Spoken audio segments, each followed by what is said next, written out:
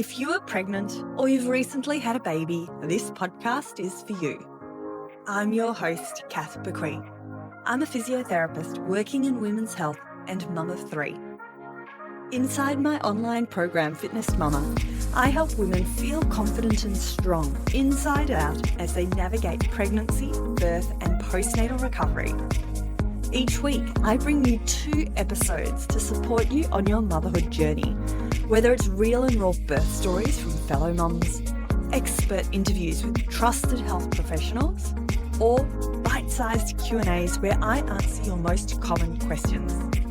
It is possible to feel amazing in your body during this stage of life, and I want that for you.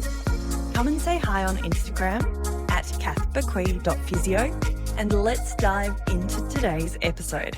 Hello, welcome back to the Pregnancy, Birth and Recovery podcast. Today I am chatting with Jen. Jen is a member inside Fitness Mama. She's also a fellow women's health physiotherapist based in Western Australia. And Jen has a nearly 8-month-old baby girl, Maisie. And in this story, Jen shares her birth, and it was a home birth. And this is, in Jen's words, I'm a plus size, so it was pushed out of the public system to a private midwife because I wanted the chance to have a physiological birth and knew that would be limited in the public system. I had a very straightforward home birth with no issues. So in this episode today, Jen shares how she prepared for birth. She really goes into a bit of detail into some strategies that helped her stay calm and focused and relaxed during the birth. And we briefly talk about recovery. We didn't have time to discuss recovery quite as much as I would have liked, but brilliant episode, and I trust you're going to absolutely love it. Without further ado, let's dive into this episode. Jen, thank you so much for joining me on the Pregnancy, Birth and Recovery podcast. A lovely member inside the app, Fitness Mama, a fellow women's health physiotherapist. So it is super lovely to chat, and thank you for, sharing your story today. Yeah, it's lovely to be here. Thank you for having me. So you're based in Perth. Yeah. Yeah. In the hottest state at the moment. There's a massive heat wave, isn't there? Yeah, and there was big bushfires around my house and stuff yesterday. So it's been it's a hot start to the season for us at the moment, I think. Oh gosh. And at the time of recording, it's only just mid-December, so 2 weeks into summer. Yeah. Yeah. Are the bushfires okay now? Yeah, the one closest to us, they got under control pretty quickly because I live just near the edge of a national park, but in quite a built-up residential area. Mm-hmm. So last night was okay because the wind was blowing it further into the national park, but obviously they needed to get it under control because we have quite strong easterlies here, usually overnight, that would have put it straight back into all the housing in this area. So my gosh, I'm very grateful to all the fireys and the water bombers and stuff that got it under control yesterday. And with an 8-month-old, this is totally not the podcast episode, but how did you prepare? Well, I was actually working. So we at the moment, because my bub is still breastfed and she's quite little, the way I work is that, and I work for myself, and I do home visiting women's health physio. So I see mums at home. So my mum and my bub often come with me in the car and I'll drop them somewhere. And they hang out at the park, or yesterday they were at IKEA for a little while. And then I see my clients and then go back and pick them up. And that way I can breastfeed Maisie in between appointments and stuff, and it works pretty well. What an amazing mum. Yes, I'm very grateful. So when Maisie was still more of a potato, she sometimes came to appointments with me with the mum's blessing, obviously. She used to just come and hang out next to me on the rug or whatever because she's pretty she's a pretty cruisy baby when she's attached to me. Um, Yeah. but now that she's crawling, we don't do Yeah. that anymore. It's not appropriate Yeah. now. Yeah. And just quickly, with your work, the fact that you, as a women's health physio, go to women's houses Mm. is so fabulous because, as you know, as a new mum, or if you're pregnant, pelvic girdle pain, you've got a toddler in the house, it can be really hard to access or, you know, Yeah. get out to the clinic. So that's fabulous. Yeah, absolutely. And it was a big part of like what I kind of craved during my pregnancy. And I was like, there is someone else in Perth who does it, but I live out in the hills. So, and this area is quite underserviced for women's health. And I was like, I think I like, yeah, working for myself in this capacity is like relatively new. Like, so I was like, this is an area that needs support and I can actually make a real difference doing that. So that's Yeah. what I started doing. Um, So fabulous. And yeah, and just like you would know, so many of the mums that we see are so vulnerable in those moments, whether they're still pregnant or whether they're postpartum, and like the comfort of being in your own space, on your own bed or on your own couch when you're having these really personal conversations, like knowing that there's no one else in the house, like it's just the two of you, no one can overhear you. Like I think that there's real power in that and like protecting women's vulnerability like that. So yeah, I feel like well, I mean, it's what I do, so obviously I think it's important, but yeah, I don't know. I feel really strongly that it's an important service for people. yeah, fabulous. And I'll put all your links. So if anyone wants to touch base with you, I'll put it all in the show notes. Yeah, that would be fabulous. Now, Jen, as we mentioned, Maisie is nearly 8 months old. Yeah. Give us a little rundown. We were talking off air, and you were saying, "Oh my gosh, I'm a bit worried because my birth's a bit boring." I'm like, "No, this is fabulous because you seem like such a calm, chill person just from our massive 14 minutes of talking." And I want to get into your, I guess, headspace a little bit about the birth. But before we do jump straight to birth, how was your pregnancy? Was it pretty unremarkable? Like, was there any standouts in pregnancy? My pregnancy was good. I really enjoyed it. Maisie was definitely, we had a bit of a journey to get to Maisie, but I had actually planned not to have kids for quite some time because, well, for a lot of reasons. And then we uh, thought that we might accidentally have got pregnant and had the conversation about what we were going to do before kind of we knew how that was resolving. And both of us were like, no, we absolutely want to keep it. And it was actually a really nice way for both of us to realize that we actually definitely did want kids. So then after that, we started trying. And then, of course, um, it took quite some time. It turns out my partner had some things that were making it quite difficult for us to conceive. And he had just been told that he couldn't have kids.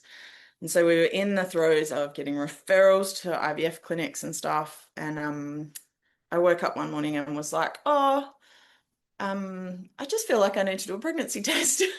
And it was weird because it was like the timing was really odd and I just felt like I needed to. And it turns out I was pregnant, which was a wonderful blessing. And I'm very grateful that that's our story.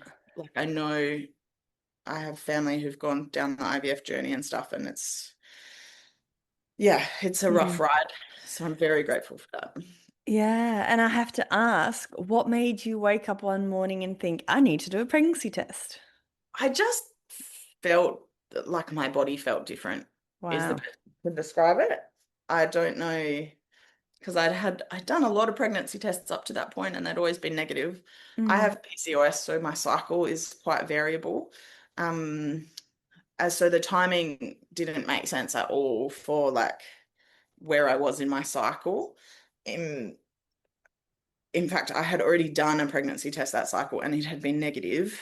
And then I think what happened, and this will make sense when I start telling more about my pregnancy, but I think I tested positive like within a couple of days of ovulating and getting pregnant. Because when you have PCOS, you would know, but the part of your cycle that changes length is the first half of your cycle. So it's when you ovulate that changes. So people count your pregnancy dates as being from the date of your bleed, which is the first day of your cycle, but that assumes that you ovulate 2 weeks after that. And when you have PCOS, that isn't the case. So I was like, had done a pregnancy test, it had been negative, and then it was like probably 2 weeks after that, I was like, I just feel like I need to do one. My body just felt different, like hormonally or something. And so I did one and I was pregnant. And yeah, I think I was testing like very soon after actually getting pregnant, essentially. So my pregnancy was interesting in that I'm overweight. And in WA, that means that I'm considered high risk automatically.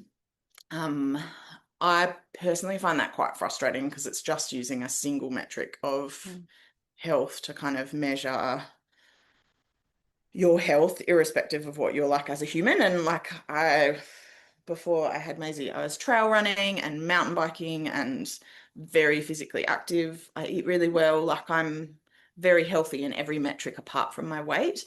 And being discriminated against with that, like my birthing options in the public system here were pretty much I could only birth on a hospital ward, obstetrician led, because I'm considered so high risk. Yeah, go ahead. So what and that's, thank you for sharing this, because I think it's not a conversation that you hear about a lot. But what and my heart just starts to thud when I hear that. Like I'm so frustrated for you. But what did you cut? Like, when was the first sign that you're like, oh my gosh, this is going to be a bit more of a battle than, or not a battle, but this is not going to necessarily pan out the way I initially thought it was going to pan out?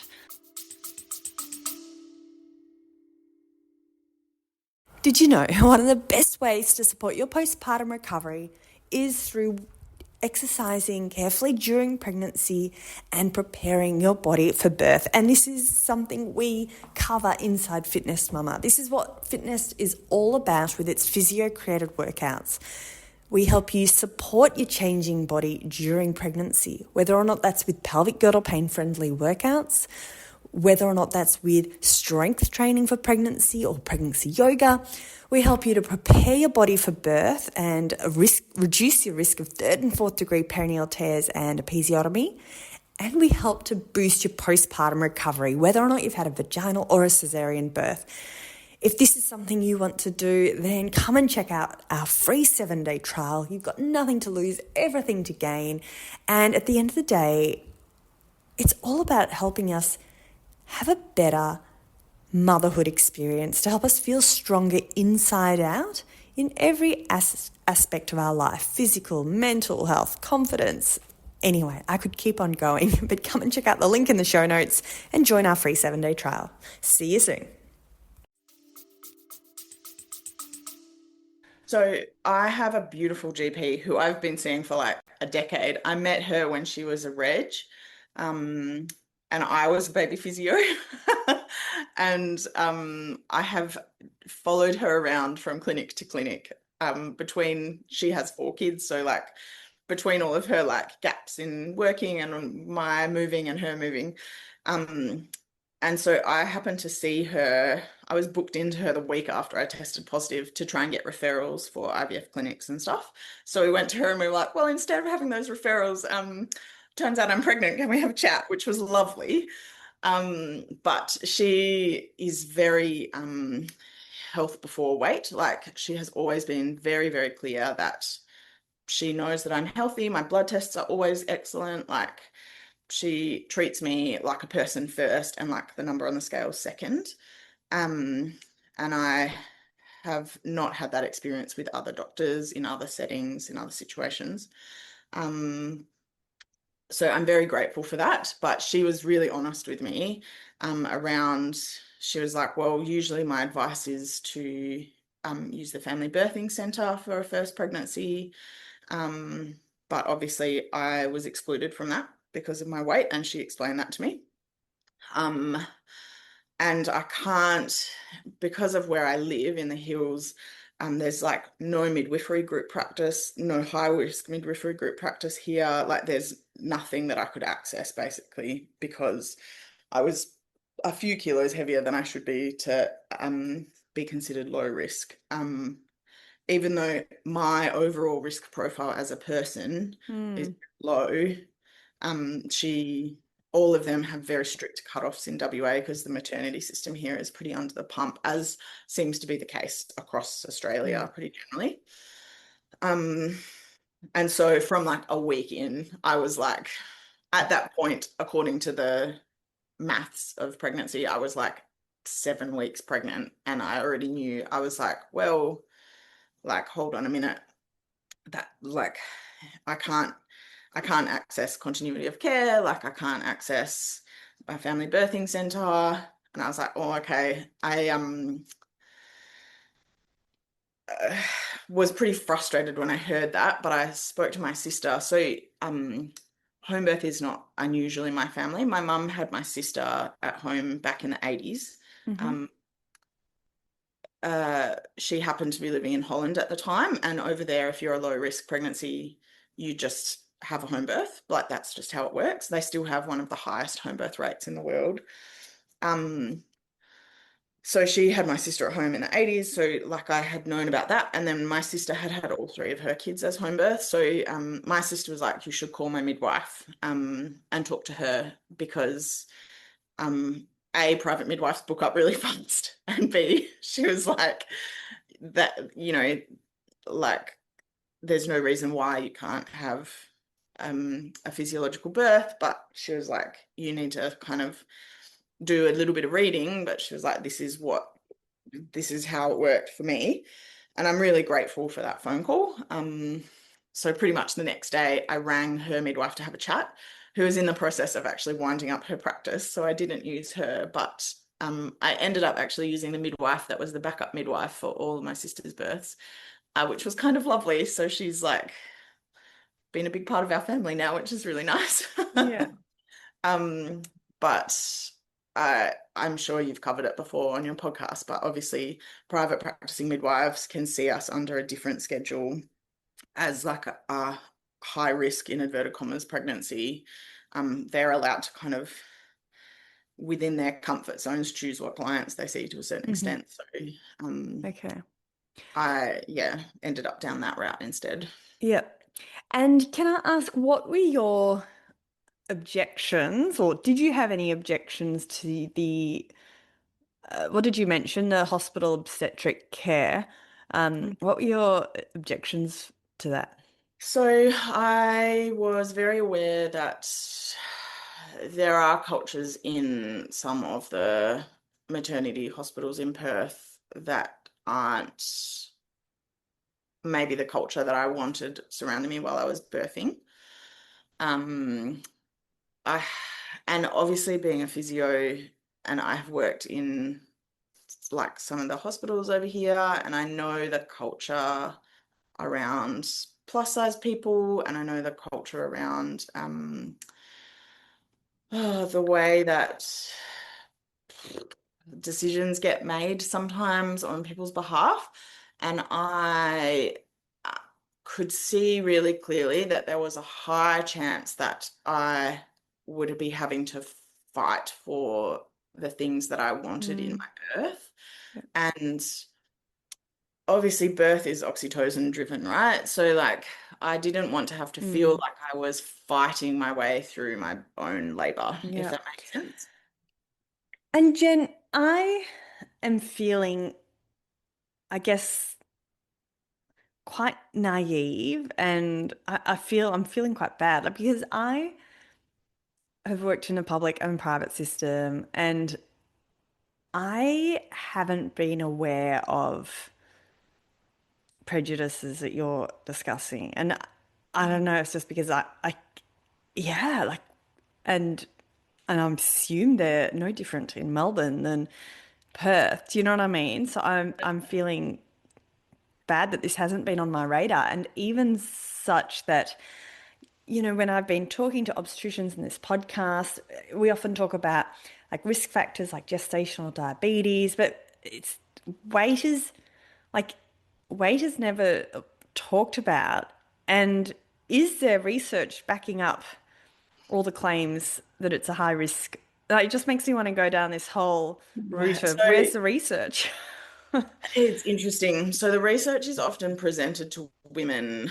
I feel like this happens a lot in pregnancy. I will be really upfront. Because I chose to have a private midwife, I actively chose not to participate in the public health system here. So I haven't been a pregnant person in the public system, but I have dealt with a lot of women who have been.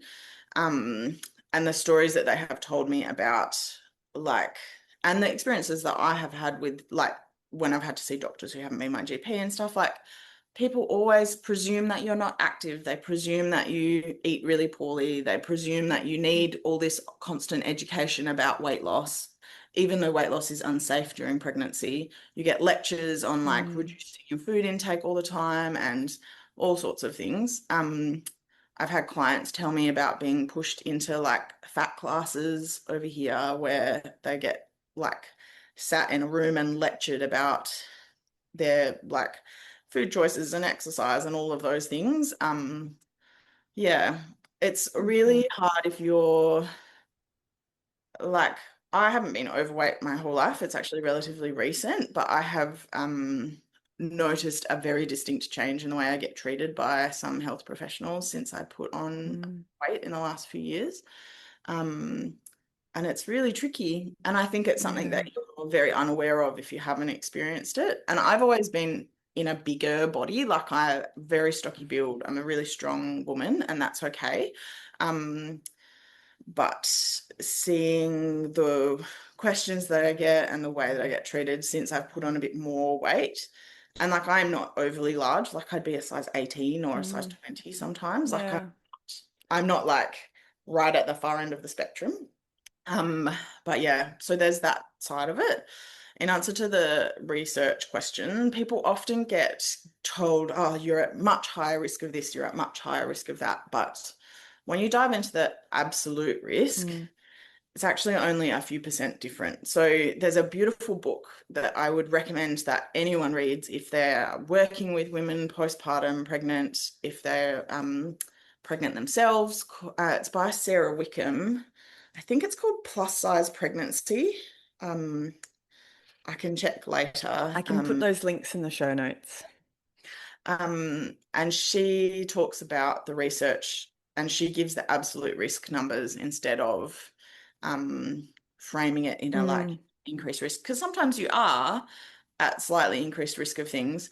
As a plus size person, I'm actually at slightly lower risk of postpartum hemorrhage. I'm at lower mm, risk of perineal tearing. yeah. There's actually other things pregnant plus size people tend to have shorter labors. Mhm. Um, there are other things that are we're actually safer with, but those things are often not discussed with women. Um, Mm, so yeah, I chose to talk to a private midwife, and then I also chose to go and read the research because I didn't want to put my baby at unnecessary risk. I am working in and around the space, and yep. I was very conscious of the choices that I was making, but I think that sometimes that information is not presented to Mm, people very evenly. I would argue from both sides. I think sometimes the very obstetric model doesn't present that information very fairly. I also think sometimes that like very like I'm going to say natural birth in inverted commas, like every woman can have a baby. I also think sometimes the research isn't presented very fairly mm, from that perspective as well. I yeah. think that people really need to acknowledge their biases when they're giving people Mm, information. I'm a really big fan of giving people books and podcasts that give yeah. a very fair reflection of the information so they can make true informed decisions. And that's interesting you say that. And also with social media as it is these Oh, days. They see or the algorithm sees what you're searching, and then you'll get bombarded with even more of that information. So it becomes like I don't know what the right term is, but a bias towards the information that you're absolutely. searching, because then you start getting bombarded with all that information and not the opposing or other opinions and other research and that sort of stuff. So you end Yeah. up going down a rabbit hole. I actually think as physios, we're very well placed to give women good, unbiased information on birth choices Hmm. because I think if you're like try to be a holistic women's health practitioner, most of us are pretty good at understanding informed consent and giving women like a fairly balanced perspective, Yeah. particularly because we're not in the delivery room with the person. Like Mm. I'm not making money out of how they give birth Yeah. or not, or Yeah. in either direction. Do you know what I mean? Yeah. Like, I Yeah. think, yeah, I don't know. Okay. Right. Let's move on because Yeah. I'm sure we could talk about this for hours. Right. So you've gone down the private midwifery care model. You're Yeah. looking at home birth style. Um, I actually wasn't looking at a home birth when we first started. I hired okay. my private midwife because she had admitting rights, and Hmm. literally, I just wanted someone there managing my birth or helping me in my birth, not necessarily managing it, um, who I understood me and knew me and understood what I wanted. And so when we first signed up with her, the plan was that I would have a hospital birth with Hmm. her, um, which yeah, like, sorry to interrupt. I just think that it's also No, important that people know that absolutely. you can actually have private midwifery care and a hospital birth if Hmm. that's what you would prefer. Yeah, Yeah. absolutely. Okay, so Jen, what stage did you then start to think, you know what, maybe home birth, not hospital? Or was that not a choice for you? Did it just happen quickly at home? So I had a pretty straightforward pregnancy. We had a small scare around gestational diabetes. I uh, when I did my fasting bloods, I had been fasting for too long, so my like fasting blood was like 1 or 2 points higher than it should have been. With the new rules, it Mm. wouldn't have even been a scare. But so with my private midwife, we decided I did my like finger prick testing for a week and had no other high bloods. And we decided that what happens when you fast for too long, if it's over, I can't remember how many hours, sometimes your liver dumps a heap of glucose in your bloodstream um, so that you can keep functioning. And I had accidentally fasted for too long because there'd been delays with my bloods being taken. Okay. So we had a little bump there. But around that time, my midwife and I had been talking about like what my risks were at home, how home birth would evolve versus going to the hospital.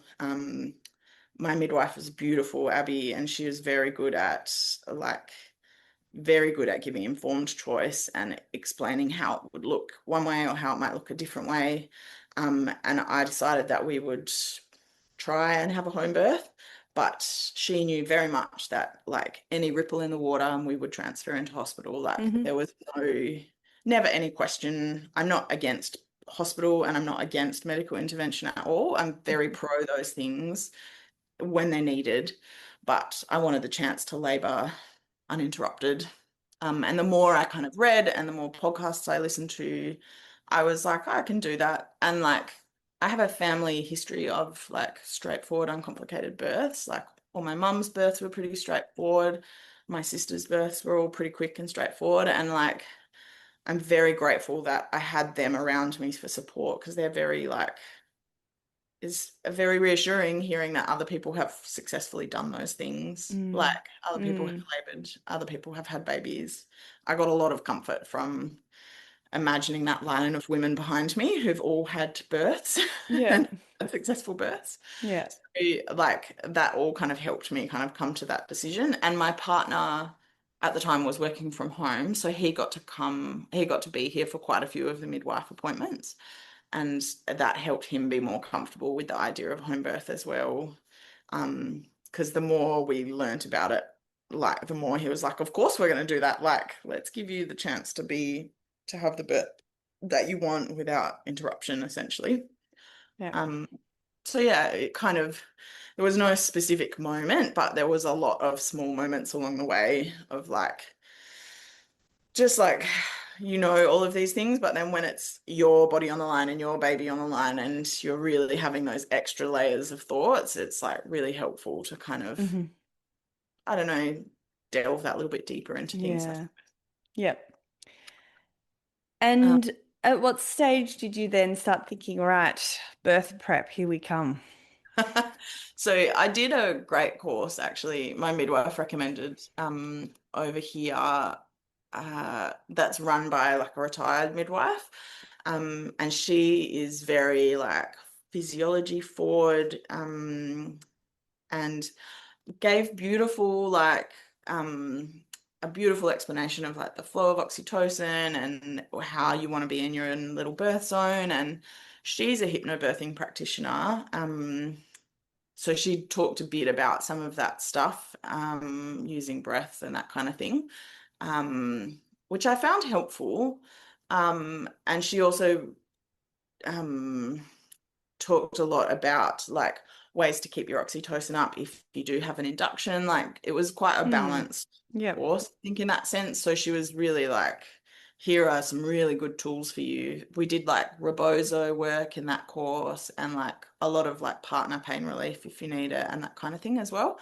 What's rebozo? I don't know that. Oh, so a rebozo is a scarf that is woven traditionally in Mexico. Oh, and yes. in their like culture around birthing quite significantly. I actually bought a scarf from Mexico. Randomly, I've actually traveled to Oaxaca where they are, like where they're made. So I actually already owned one. And I was like, oh, I didn't know this was a birth tool as well. I just bought it because it was a beautiful scarf. But they're like beautiful wide cotton scarves. So they're used as like a birthing aid to like, relieve tension and support your belly and help you in different positions. And I found that very comforting during pregnancy actually as well, because I got quite a sore lower back and I had quite a bit of pelvic girdle pain. So yeah, I found that actually really useful in a lot of ways. So how often would you use it during pregnancy? I used it, I got quite a long one, so I could like wrap it around my belly up over my shoulders and I could kind of pull it up and it like lifted the weight of my belly. Oh my gosh, it was the most relieving thing. I thought, is it the one where the partner also holds it? And yeah, so there's heaps of other postures you can use with the partner. Yeah, but you did it yourself. But that one in particular you can do yourself and oh gosh, it feels so good. Like, Oh, I'm gonna have to look that up. yeah, it was really good. Would recommend if you've got mums who, I have quite quite a significant lumbar lordosis, like quite a heavy lower back. So once I was pregnant and I got that anterior pelvic tip, I was like, oh my gosh. Yep. That's where I found the girdle belt, GRDL, is really. I've discovered them postpartum. I actually now sell, like I stock them in my business so I can give them to mums when they need them. So I wish I'd found them when I was pregnant. And I've interviewed Fiona on the podcast. So if you've got pelvic girdle pain or you feel like your belly is just really heavy, they can be amazing. Yeah, I'll have to look her up. But okay, so that's great to hear. So I interrupted you. You're telling me about the birth prep side of things. Yeah. So I got a lot of comfort from that course, but I didn't fully relate to it, in the sense that I kind of wondered during my pregnancy if I was going to be one of those mums that like breathed their baby out calmly, like or how I was going to engage with it. And I was a bit like, oh, and I actually stumbled upon oh, now I'm going to forget her name. You know, the doula, Rhea Dempsey? I stumbled upon a podcast where she was interviewed and she talks about birth like going to the gym. Like it's this real physical, like if you have a real physical sense of yourself, like that is a big part of birthing. And I really related to that idea of it. So that actually ended up being a big part of my birth prep because I know my body really well. I go to the gym, like I've walked across the continent, like I walked across America a few years ago. Like I'm very physically capable. And so I found that mental headspace really helpful for You're approaching. right. And does that include the stomping and because I know that's a whole other that wasn't Yeah. Rhea Dempsey, but No, I was aware of that, but I didn't like that actually didn't I I made a lot of noise in my labor. But the stomping and stuff I knew about but didn't really like resonate with me so no, much. yeah. It was more just that feeling of like, you know, when you do something and you feel really physically strong, like I walked across America, or when you go to the gym and you hit a PB with something that you're lifting, or like you do like a new exercise that you've not managed to do before, and you're like, yeah, like I did that. I really like engaged with that side of it in terms of thinking about it from a physical perspective. Um, I found that very helpful You're right. personally, because I Well, was like, oh, I can do hard things with my body. Like I know that I can do that. yeah. So engaging with it from that side felt very much more familiar to me. So my takeaway, what you're saying, is that, and we know this, like there's so many different forms of birth preparation, so many. So finding what you want, finding what resonates with you to put in your toolkit, I think can be really amazing. And I like to talk with my Yeah, patients about a toolkit. You know, you don't know what, it's like someone on the tools, like building a house. You don't know what tool you're going to need at what time, but if it's in the toolkit, then you can pull got it out if you need. Whereas if absolutely. it ain't in your toolkit, there's no pulling it out. Yeah. Yeah, exactly. And my midwife was like, you won't, like, you'll just know when you're ready. Like, you'll close a book or you'll listen to a podcast and you'll be like, okay, I'm ready for the baby to come now. Like, you'll just have this, like, understanding in your bones that actually and I personally found that that was very right. Like, I Mm, reached this point where I was like, I'm ready for this. If it happens now, I'm okay. okay. I had a lot of prodromal labor, which is like true labor contractions, but like they last for a few hours and then they stop. So they're Hmm. not the same as Braxton Hicks, but I had them from like 38 weeks on and off. And Okay. so um it was like really helpful for me to have done all that birth prep and have those tools in the toolkit, because I ended up trying quite a lot of them during these like patches of early labor that I had on and off. Yeah. Um yeah. Okay. So let's fast forward to talk to me about when you started to go into labor. What was- Well, like I said, I had quite a bit of prodromal labor. So the hard part for me about my whole pregnancy and birth was those weeks where I'd wake up in the middle of the night with these steady contractions, like every 4 or 5 minutes apart. And then as soon as the sun came up, they'd fritter off.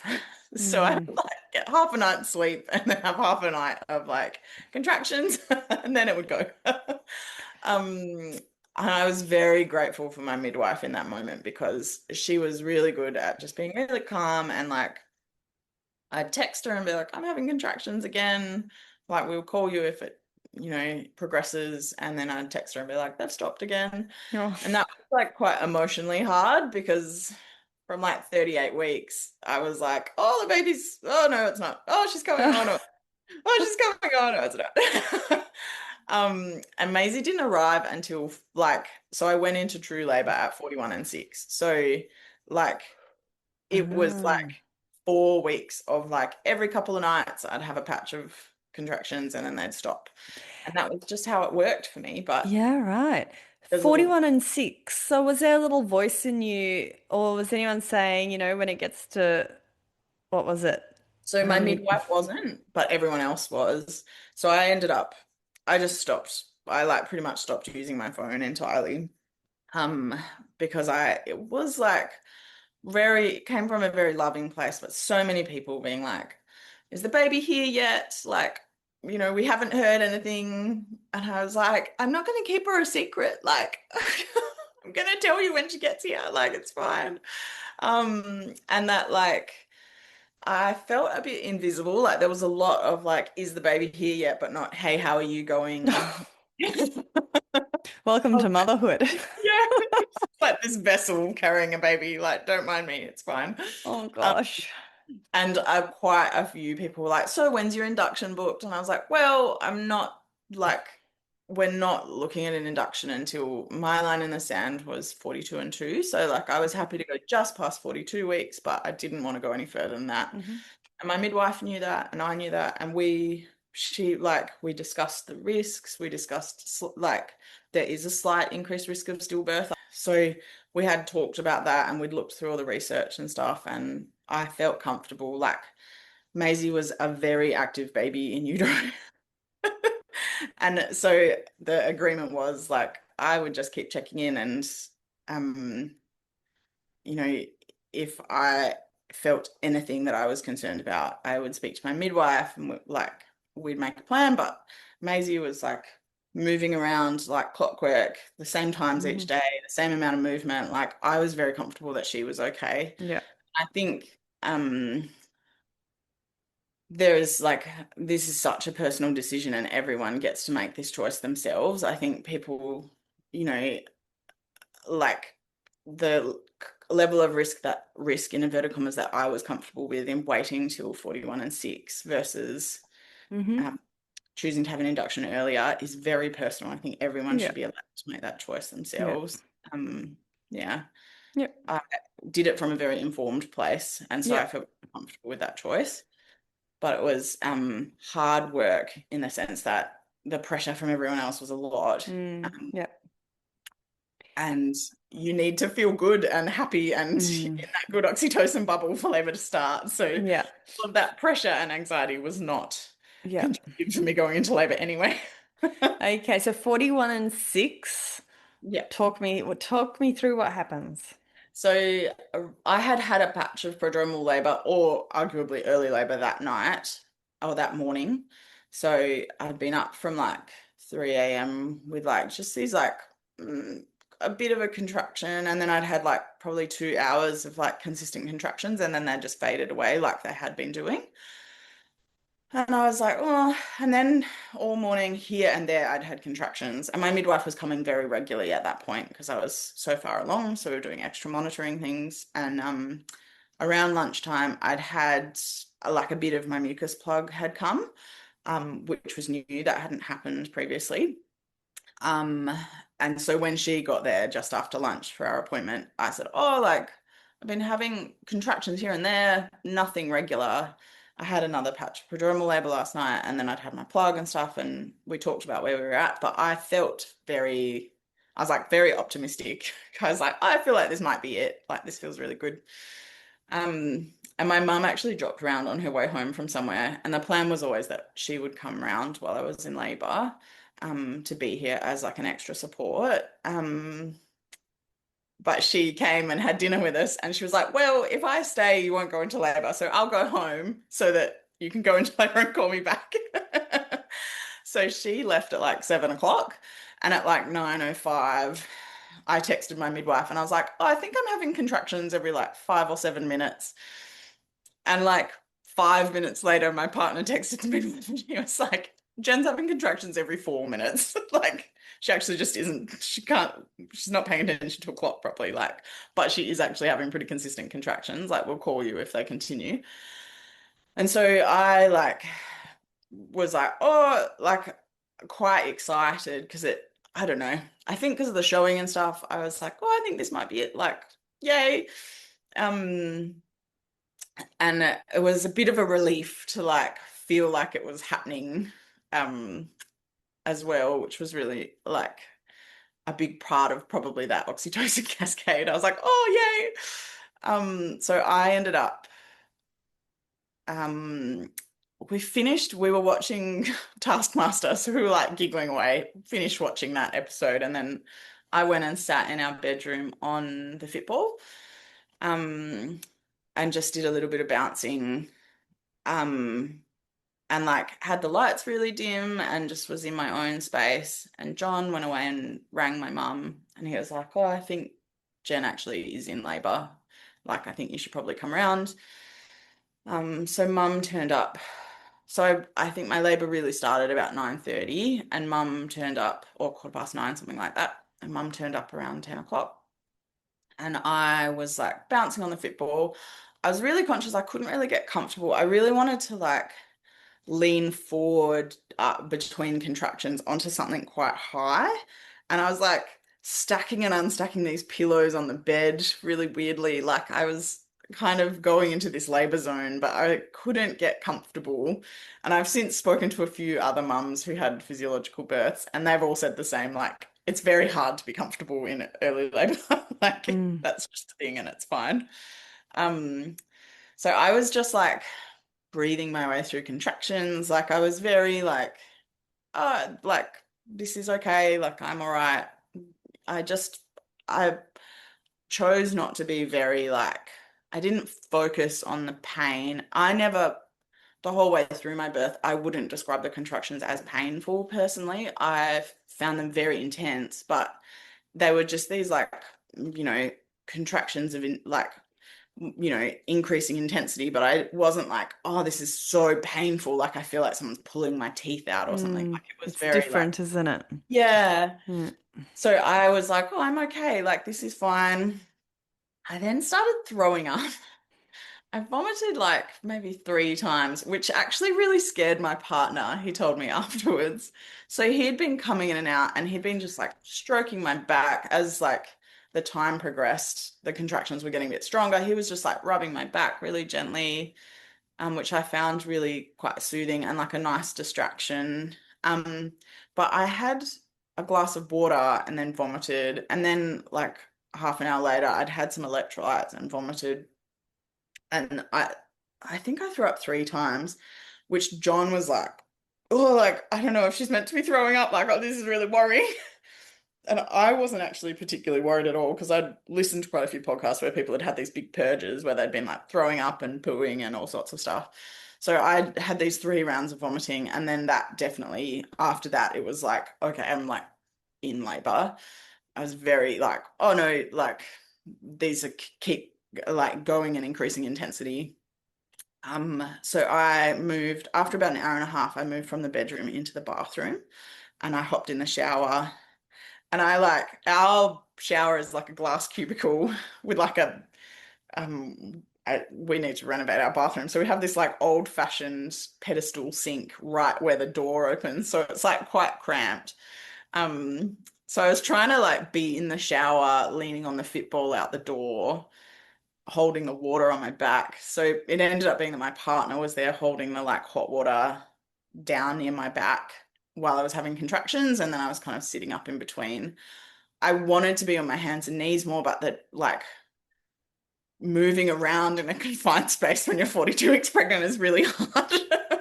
Yeah. So that transfer up and down was really tricky, but I was in the shower with the water on for like probably an hour. Like I was in there for quite a while. I grew up on a farm and my mum still lives out on the farm. So I overheard my mum at one point saying to John, like, she's been in the shower a really long time. Like, she's using a lot of water. Like, is this okay? I was like, my mains, like, it was fine. So while I was in the shower, my mum came in and helped for a bit because my partner started filling the birth pool. And so he was running around trying to fill up the birth pool most of the way, so it was ready when I wanted to hop in. And the plan was I'd hop in and he'd like top it up with a bit more water once I was in the pool. So I was in the shower for about an hour, and my mum was like, "Oh, like I know you're not meant to say this to people, but she was like, I think you're pretty tired. Like I think you need a rest. Like maybe hop out of the shower and lie down for a little while." So I got out and went into the lounge room, which was where the birth pool was set up, and like lay down on the couch, and I was like asleep. Like I was going all the way to sleep in between contractions, and they'd like spaced really far apart, and they were a bit more intense, like a bit more ouchy and like pulling. It was the first time I'd laid down at all during my labor. So I was like, maybe it's the change in position, but I called my partner and I was like, I think you need to call Abby. And he was like, oh, are you sure? Like, your contractions have actually spaced much further apart. Like they were 7 to 10 minutes apart and like really up and down. And I was like, they're much more intense contractions. And I said, oh, like, I really think you need to call Abby. And bless him, he was like, you're the birthing woman, like, you know. And there must have been some subconscious part of me that was like, this is going pretty quickly. Abby needs to come. Because he'd been timing me in the shower still, and they were still only like 3 or 4 minutes apart. Like, they weren't super close together. So I was all the way asleep, having these intense contractions, and then going back to sleep for about half an hour on the couch. And I got up off the couch and I was like, I think I need to go and do a poo. And my mum was like, oh, I don't know that you should sit on the toilet right now. Like, oh, they called Abby, but and so I went and sat on the toilet and I was like, oh no, this is absolutely not where I need to be. The reason I'm giggling, I'm sure your listeners know, but like, needing to do a poo is often a sign that you're like well into You're ready to go. stage. Yeah. In retrospect, I was in transition when I was on the couch, and I hopped off the toilet because I was like, no, actually, I don't want to be there, and hopped into the pool because my midwife had said only hop into the birth pool when you really feel like you want to. Like, there'll be a moment where you're like, I really want the pool. And my partner John had been like, oh, I think you want to be in the pool. Like, do you want to try it? And I was like, absolutely. And I was like, okay, this is my sign. I think I'll hop in now.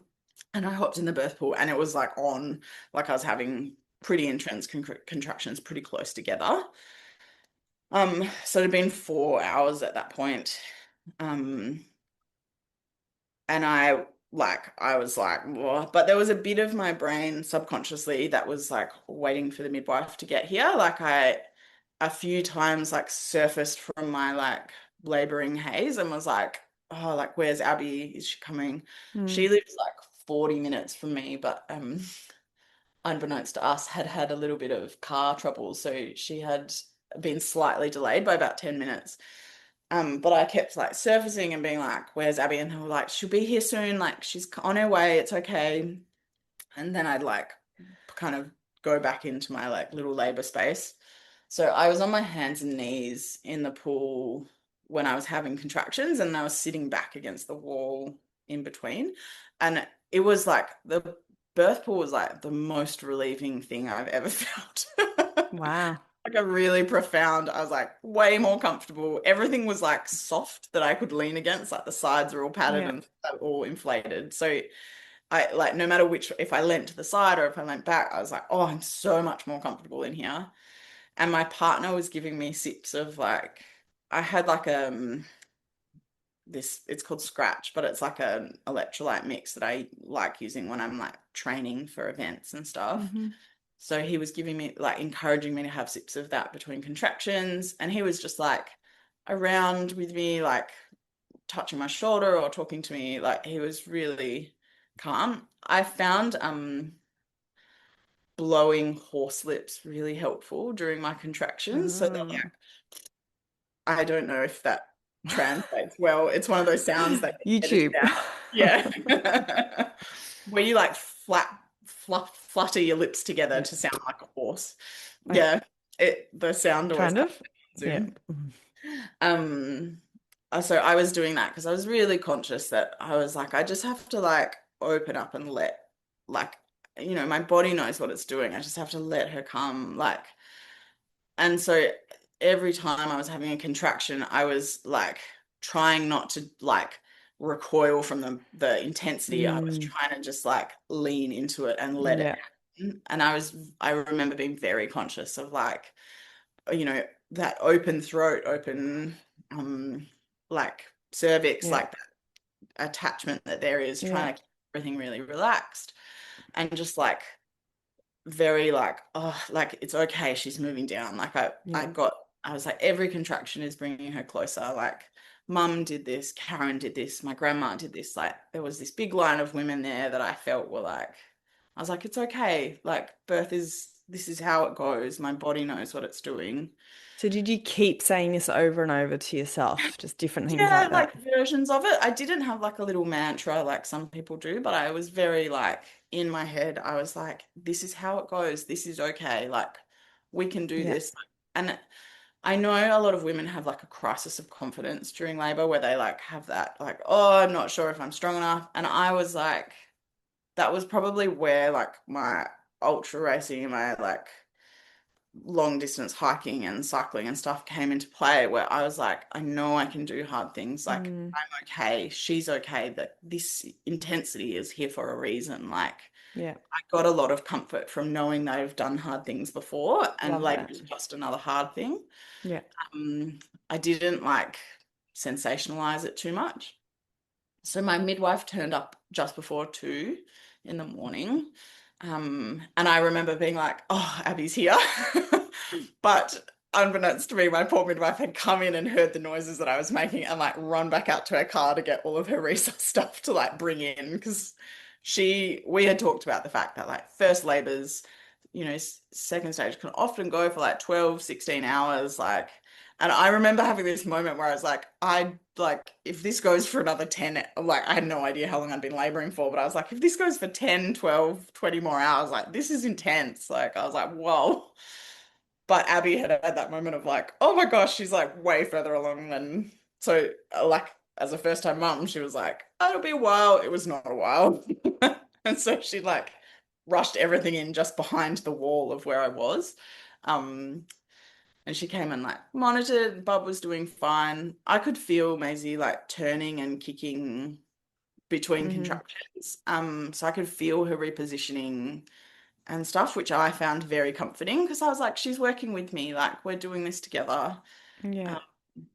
I got a lot of like, yeah, comfort, and I felt very connected to her. I don't really know how to describe that. Yeah, the fact that you say that, like I didn't have an epidural with my first two. I did with my third, but I would have no idea. And it was a while ago, but I know that I'd never had any recollection of them moving Yeah, during the pushing phase, and you know what I mean? yeah, Yeah, during absolutely. it's really I interesting. felt You were in tune. Yeah, and I like popped up at one point and I was like, oh, I wish she'd stop kicking me. Like, my uterus hurts. I'm having contractions. Like, and my midwife was like, afterwards, she was like, I got so much comfort from that, because she was like, the baby's moving and kicking. She was like, that's a really good sign Yeah. that she's in fetal distress. A couple of times with the Doppler, she'd had trouble getting a heart rate, not anything concerning, just like because of the position I was in and the position Maisie was in. So she'd like rechecked a couple minutes later, and then we'd find her again and it was fine. Yep.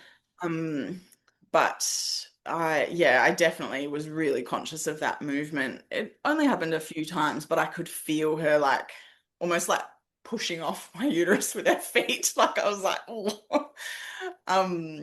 But like I said, I was like, she's working with me. Like, it's okay. We're doing this together. We're a team. Yeah. And so I was like well into the pushing stage by that point. So I didn't realize it at the time. I just thought I was still in early labor. And then I was like, oh, I feel like she's in my bum. And Abby was like, yeah, this is going really quickly. Like, you're okay. Like, you waited all this time and now it's happening. And I was like, oh, okay.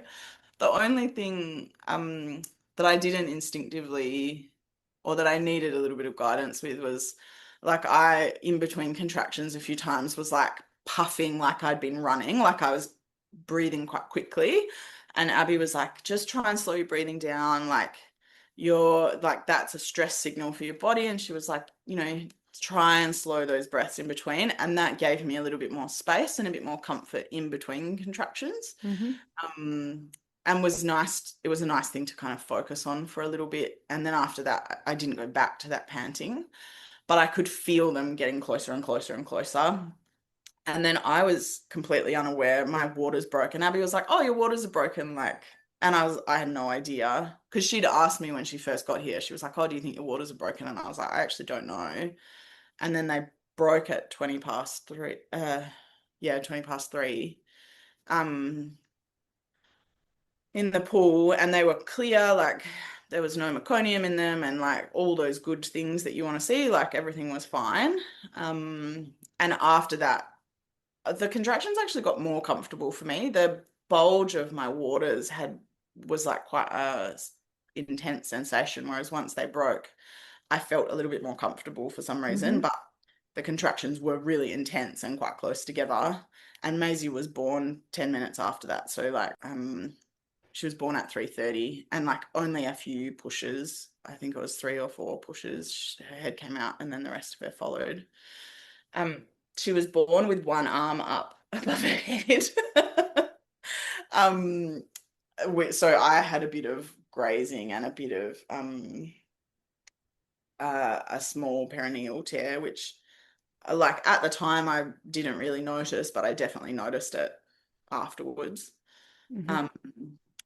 And I just like after she was born and they handed her to me, I was just in shock of this like little being that I'd made. And I really wanted to like, my partner was crying. Like he was just like, I can't, like, this is amazing. And I really wanted to show her to my mum. Like I was like, I made a baby. Like, what have I done? Like, look at this. This is amazing. Which I think is so funny the way we seek that, like, I don't know, contact with the familiar, or I don't know how to articulate that, Yeah. but I thought that was really lovely. Yeah. And John was really funny. Like her head came out, and so he was at that end because I was on my hands and knees. He was like, "Oh my God, that's our baby." And he was like crying. He was like, "Jen's still laboring." Like, so he ran back to my head and was like, "You're doing so well. Like, just a few more pushes. Like, she's coming." He was beautiful. I was really like, I chose the right person to have a baby with. Like, he was so supportive and No. just like doing whatever he could to be supportive, but trying to also give me space to labor. And he like really nailed it in terms of how much No. support to give, but not too much support. I felt very grateful to have him. But yeah, like head came out and then the rest of her came out, a push later.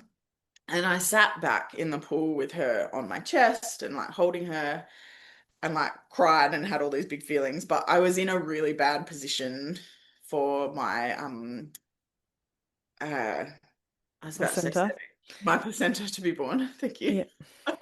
And my midwife believes in physiological third stage. So she like doesn't usually intervene unless she has to.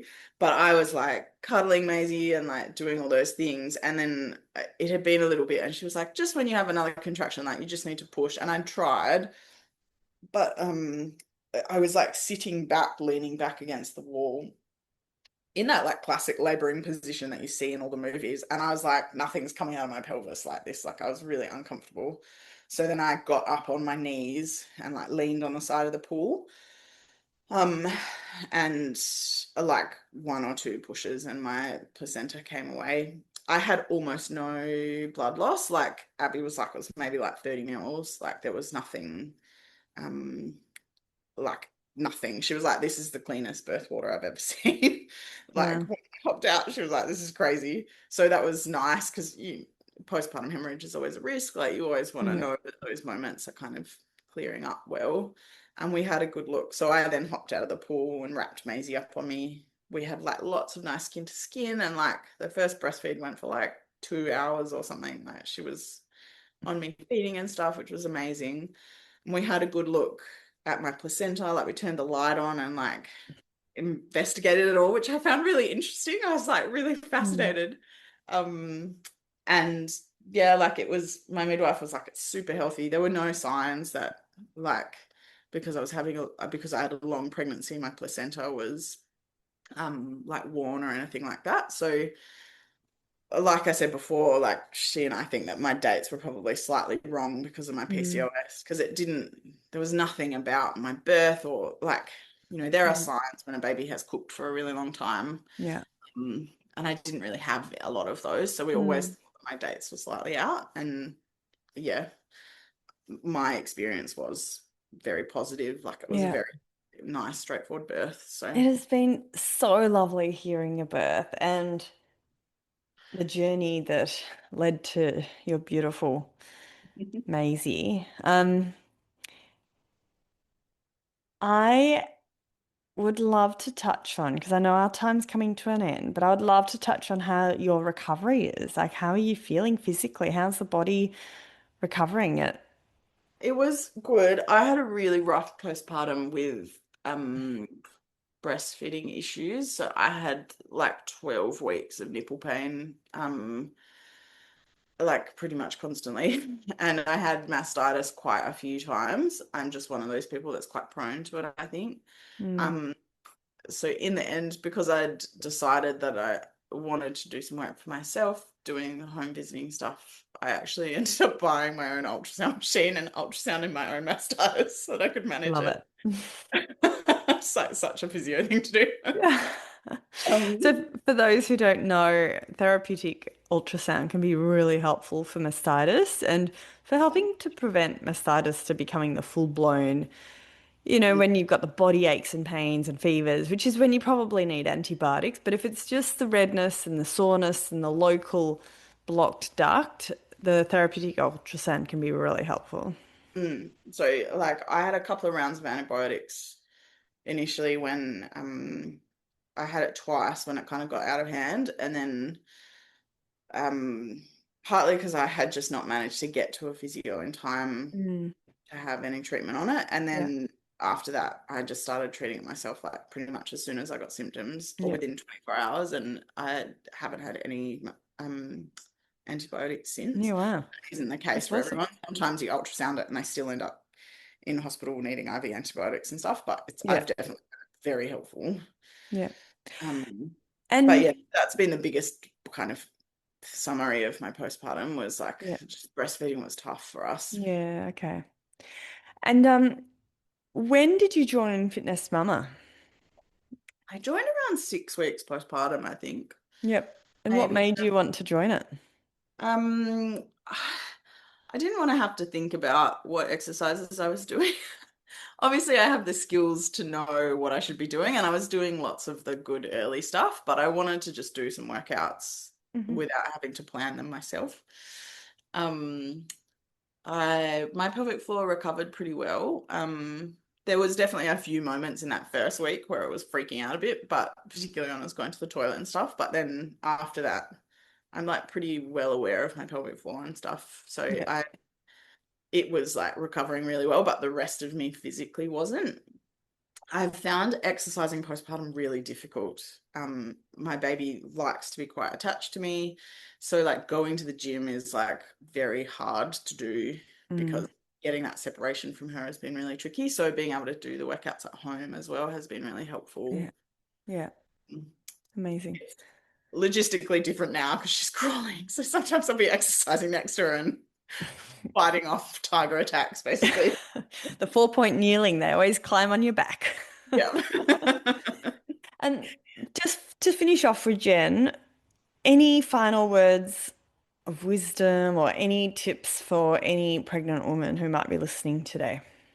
I just think that women are amazing. Like, as in, we are so much more powerful than we give ourselves credit for. And like, you know your body better than anyone else. And you always have to make your decisions with decisions about your body should always be made with you and, with the assistance of your care team. And like, every birth is a good birth if you feel like it is. So I had a physiological birth, but if you make different choices with your care provider that you feel good about, that is the whole point. Like, you get to make those choices because it's your body. And I think that women really need to hold on to that power themselves because they can. Like, I think that that's great when they get supported like that.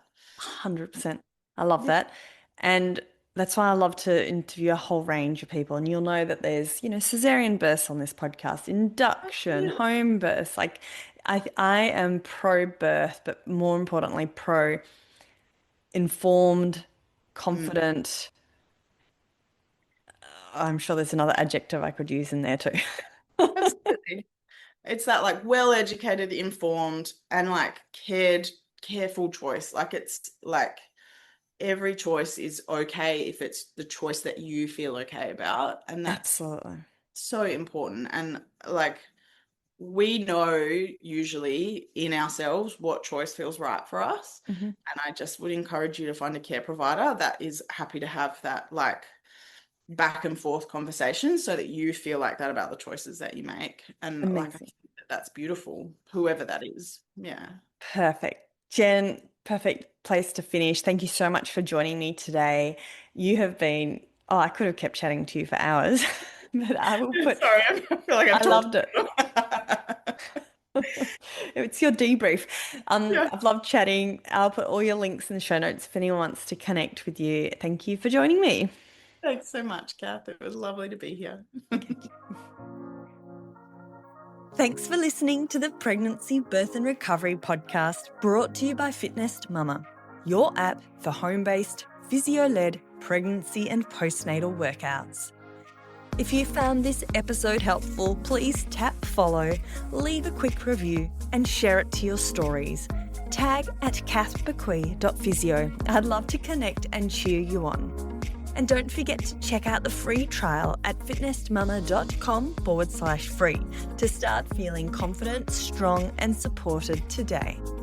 Until next time, remember, a strong body, a confident birth, and empowered recovery is something you deserve. This podcast is for informational purposes only and is not a substitute for individual medical advice, diagnosis, or treatment. Please consult your healthcare provider for your personalised guidance.